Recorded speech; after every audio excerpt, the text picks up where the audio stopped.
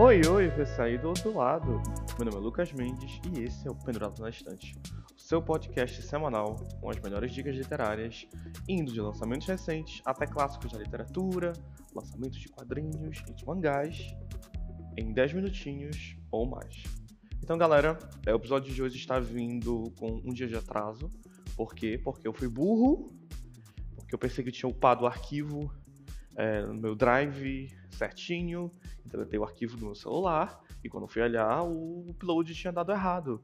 Não era incrível? Que delícia, que maravilhoso. Bom, mas tem um lado positivo que, quando eu gravei a primeira versão do episódio de hoje, eu estava ainda me recuperando de uma gripe, eu ainda estou, mas a minha voz estava, tipo assim, muito mais mais danificada, digamos assim. E hoje ela está mais próxima do que ela é normalmente. Então eu acho que existem males que vêm para o bem. Bom, o episódio de hoje é sobre... está ligado a um grande lançamento dessa semana, ou semana que vem, de certa forma. Porque domingo agora, dia 21, às 10 horas, creio eu, estreia na HBO e na HBO Max House of the Dragon, a Casa do Dragão, a grande série prequel de Game of Thrones, a série que se passa 175 anos antes das histórias que passaram nas 7 temporadas de Game of Thrones e das Crônicas de Gelo e Fogo nos livros, e que fala sobre a dinastia Targaryen, sobre o período em que eles governaram Westeros, onde eles eram a única casa que tinha as maiores armas de destruição em massa de todo aquele mundo. Dragões. Muitos dragões. The road ahead is uncertain, but the end is clear. We are better defended. Against whom? Whomever may dare to challenge us. The threat of war looms.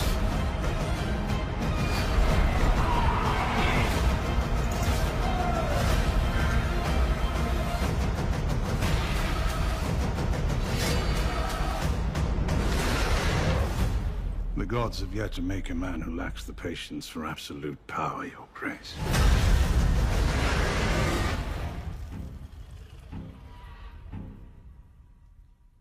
Então, eu acho que seria interessante a gente falar sobre o livro que deu base a isso, porque diferente das últimas temporadas de Game of Thrones, House of the Dragon tem uma base. Essa base chama-se Fogo e Sangue, volume 1.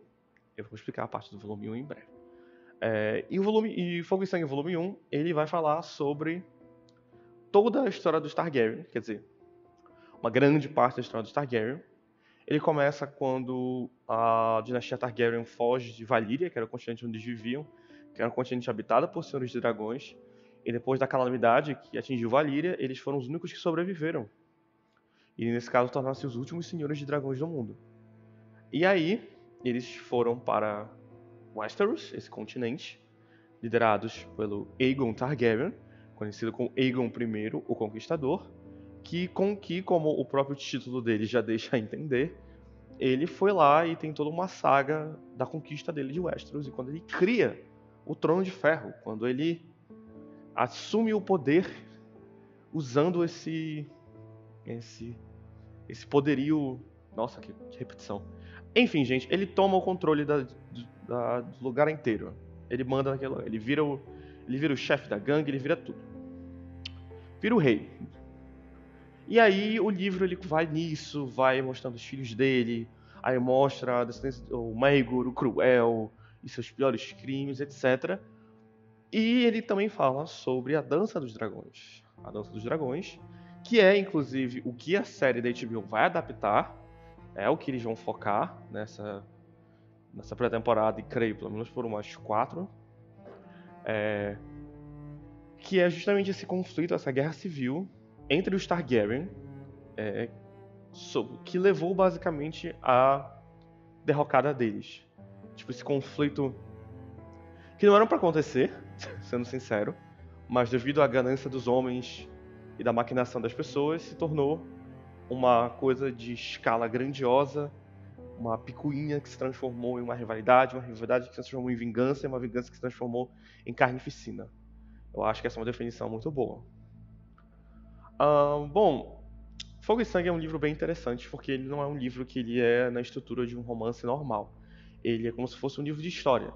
Ele é um livro que ele existe dentro, intra-universo de Game of Thrones, ele existe dentro daquele mundo. Ele é contado como se fosse por um dos mestres da Cidadela, que são aqueles acadêmicos, ou mais próximo disso, e que fala sobre isso. Ele até fala que as fontes, algumas partes da história, ele fala que elas possuem fontes históricas diferentes. Então, ele vai te contar uma versão de uma coisa e uma outra versão de outra.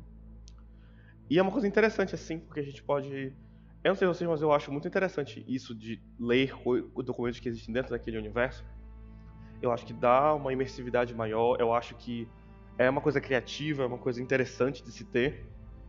Então, eu tive uma dificuldade no começo, eu achei meio paradão, mesmo sendo coisas interessantes, mas depois quando você pega o ritmo e você meio que entra naquele estado mental onde você, ok, isso aqui, é esse modelo de pensamento, é essa história, ok.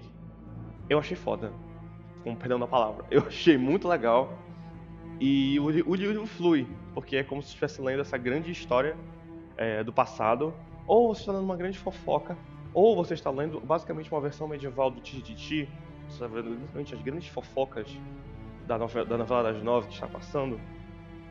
Inclusive eu estava até pensando em decidir qual novela seria. Então eu diria que o começo de Fogo e Sangue da Conquista é uma novela do Benedito Rui Barbosa, que escreveu Pantanal. Mas a parte da Dança dos Dragões é claramente Valci Carrasco, porque ela é a mais, digamos assim, entre aspas, fácil de trazer para adaptação.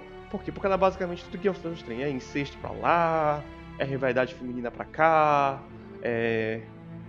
é um pouco de magia, é dragão, é luta, é intriga, é maquinação. A única coisa que falta é torta na cara, ou cair na lama. Mas no caso eles caem na lama em batalha, em vez de torta eles enfiam espadas. Enfim, cada qual com o seu gosto, né? Cada qual com o seu gosto. Mas não estou dizendo isso, eu estou dizendo que a parte da Dança dos Dragões é uma novela ruim de Valci Carrasco. Pelo contrário, é uma novela boa. Tal como Valci, George R.R. Martin sabe muito bem escrever gente branca doida. Eu acho isso fenomenal. Eu, como fã de Big Little Lies, considero isso um entretenimento incrível. Não tenho absolutamente nada contra. Já que a gente está falando do Martin, eu gostaria só de deixar um disclaimer, um aviso aqui. Este podcast não tem empatia com George R.R. Martin. Ele tem empatia com qualquer outro autor, literalmente qualquer outro autor menos com Martin. Então se você for pensar que não, vou vir aqui um espaço seguro para defender o Martin, porque coitado, o processo criativo dele é muito longo e é uma coisa que de um homem da idade dele é um pouco difícil. Ai meu Deus, coitadinho dele. Ai, mesmo assim ele conseguiu fazer Fogo e Sangue, que é um livro com todos os detalhes, o que realmente é impressionante. Tantas coisas de construção de mundo que estão estabelecidas nos livros, desde lá ele traz aqui, ele expande de tão criativo. Então, meu bem, George R.R. Martin é um salafrário. Ele não entrega esses livros, as continuações da Crônica de Gelo e Fogo, porque ele não quer, não tem justificativa, já se passaram mais de 10 anos. Ele é um velho rico que tem acesso à melhor equipe que ele quiser, ao melhor tratamento médico que ele quiser, a tudo que ele quiser. Ele não entrega porque ele não quer. Ele é um mentiroso. Ele quer que os fãs engulam com farinha qualquer coisa que eles jogue, anuncia um projeto novo a cada mês. Ele é um mentiroso, ele é um salafrário, ele é um canalha. Dito isso, o livro é ótimo.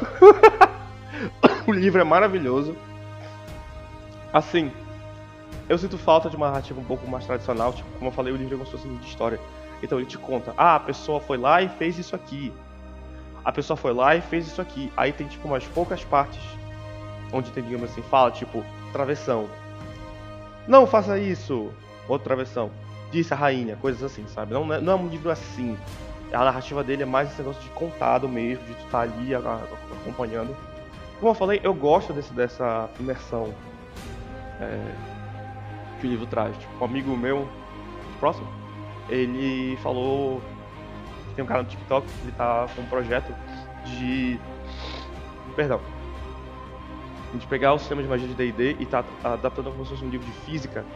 Só que, tipo assim, é um livro de magia, de D&D, onde você vê aquela coisa do Dungeons & Dragons de fantasia, sistema de magia, o jeito como magia funciona, como se fosse um nível de física da nossa realidade. Acho legal, acho incrível. E esse livro é meio que o equivalente disso. E é uma coisa diferente, sabe? Além disso, fosse passar antes, isso ser num período, digamos assim, de mais de glória, eu diria, de Westeros, eu acho que acaba funcionando o fato disso aqui ser mais próximo de uma fantasia mais tradicional. Tipo, a parte do Aegon Conquistador, ela tem mais elementos fantásticos do que o começo, do que a parte que vai ser ver a série, que é a Dança dos Dragões, mas ela tem tão mais do que a série mãe, que demorou muito, porque tinha uma coisa que me irritava um pouco em Game of Thrones, na verdade ainda me irrita, que era um negócio que Game of Thrones era tipo assim, Game of Thrones é uma fantasia pra quem não gosta de fantasia. Eu acho meio balela isso, eu acho isso meio ridículo. Eu acho isso assim, meio pedante, sei lá, igual qualquer filme da A24, enfim. Eu acho que fantasia não tem que ser vergonha de ser fantasia. Fogo e Sangue, acho que a coisa que eu mais gosto dele é porque ele realmente é isso. Ele é mais uma fantasia que não tem vergonha de ser fantasia. Então a gente tem coisas de dragão, a gente tem coisas sobrenaturais, a gente tem armas sobrenaturais, a gente tem várias coisas. E eu acho isso maneiro. Eu acho que isso expande mais aquele universo, deixa aquele universo mais rico. Porque essa é a grande fascinação que a gente tem com o universo de fantasia. A gente olha pra fantasia, a gente vê a magia que a gente não tem na nossa vida real. Ou a gente vê uma versão aumentada disso, sabe? A gente consegue se transportar para aquele universo. E de todas as coisas que o Martin já fez em Game of Thrones, eu acho de verdade que Fogo e Sangue é uma das mais imersivas que ele já escreveu. Eu acho que aqui, principalmente ajudada pelas ilustrações do Doug Whitley, que são ilustrações muito boas, essas todas em preto e branco, mas eu acho que elas passam uma vibe muito forte do que a história é, do que ela representa e daquilo que ela pode fazer, que eu digo que ela vale a pena. Essas ilustrações são muito eficientes, são muito bonitas. E elas aumentam assim a imersão que você tem com o livro, com a história. Enfim, gente, eu amei Fogo e Sangue. Eu acho que é um livro muito legal. Acho que se você for fã do lore de Game of Thrones, provavelmente você vai achar muito mais legal. Se você for fã das Crônicas de Gelo e Fogo, principalmente, nesse caso a série de livros. Mas eu preciso dizer, o livro ele não acaba. Ele é o volume 1. Só que o volume 2 de Fogo e Sangue pode sair quando Game of Thrones acabar. Os livros, quando as Crônicas de Gelo e Fogo, ou seja, quando os Ventos de Inverno e quando os Sonhos de Primavera forem lançados. Ou seja, nunca existirá Fogo e Sangue volume 2. Então, aproveitem a experiência. Quanto tem, se vocês quiserem ter essa versão assim, mais profunda da história dos Targaryen, do jeito como eles planejaram guerras, do jeito como eles usavam os dragões, de como Westeros era um lugar mais fantástico. Tem um personagem muito bom, que é o Corlys Velaryon, que ele é de uma casa aliada dos Targaryen, e que ele é tipo, basicamente ele é tipo um pirata, só que melhor. Tipo assim, ele é muito obcecado em fazer viagens. Então, tipo assim, eles falam que ele foi mais longe do que qualquer outro já foi. Então, sinceramente, se algum dia resolver entrar tirar spin-off, porque enfim, né, a gente sabe como o Catarse funciona, eu espero que façam um spin-off dele e da família dele, porque aquele personagem é bom. Ele tá em House of the Dragon, é um ator negro, inclusive, e eu quero ver muito mais deles.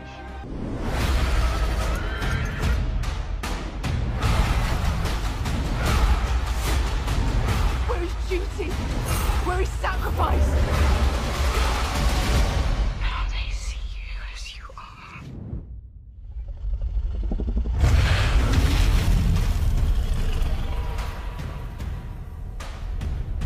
Enfim, aproveitando para poder falar um pouco das minhas expectativas sobre a série, estrear agora, elas não são muito grandes. Eu acho que um dos defeitos que a série aparentemente tem, eu não tenho certeza, não posso ver, estou julgando apenas pelo trailer e por entrevistas e por lembrar da série mãe, é que ela tem ainda um pouco disso de medo de ser uma série de fantasia, tipo, não, nós somos na verdade essa grande metáfora política forte sobre o capitalismo, etc, não sei o que, e sobre a Inglaterra no período da Guerra das Rosas, essas coisas assim.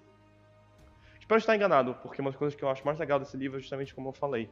ele se aproxima mais de uma fantasia clássica. Ele vai mais fundo nesses elementos fantásticos. Ele tenta te encantar mais com aquele universo, que é um universo mais agressivo, mas mais vivo. Ele não tá, tipo, caído, sabe? E algo que eu acho fascinante, inclusive, é que daqui a um tempinho, tipo, menos de 2 semanas, estreia também Senhor dos Anéis, Os Anéis do Poder, na Amazon Prime Video. E essa série, ela se passa na Segunda Era da Terra-média. É um período que não é muito explorado, enquanto que House of the Dragon se passa também meio que na Segunda Era de Westeros, sabe? É o momento da história deles onde eles vão chegar nessa Terceira Era, que é onde tudo está destruído. Tal como na Terceira Era de Senhor dos Anéis, tudo está destruído também, e o sobrenatural tinha recuado e ele volta a lentamente avançar. Então eu acho fascinante traçar esses paralelos assim. Claramente é uma coincidência, pisca-pisca, mas é legal ver tipo, que agora a gente está tendo esse grande ressurgimento de obras de fantasia, de novo, tanto no streaming quanto no cinema até. Então estou empolgado para ver onde a gente pode chegar, o que mais vem por aí. Espero que House of the Dragon seja legal. Espero que saia da sombra da série mãe. Embora ache um pouco difícil, porque enfim, né? Mas desejo sucesso. Bom, galera, esse foi o episódio de hoje. Mais uma vez, desculpa pelo atraso de um dia. Mas se for para ter uma qualidade melhor de som e da minha própria voz, acho que valeu a pena. Deus escreve certo por caminhos indescritíveis, não é mesmo? E queria agradecer também a audiência que tem acompanhado. Esse podcast tem aberto muitas portas para mim e isso tem feito eu continuar empolgado para continuar fazendo ele. Tem mais surpresas vindo aí pra gente ainda esse ano. Estou fazendo teaser, mas é porque eu estou muito empolgado com o que a gente pode trazer. E é isso, galera. Eu queria agradecer a todo mundo. Obrigado pelo apoio, obrigado pelo carinho. Eu sou o Lucas Mendes, esse foi o Pro Lado da Estante e nós nos vemos semana que vem.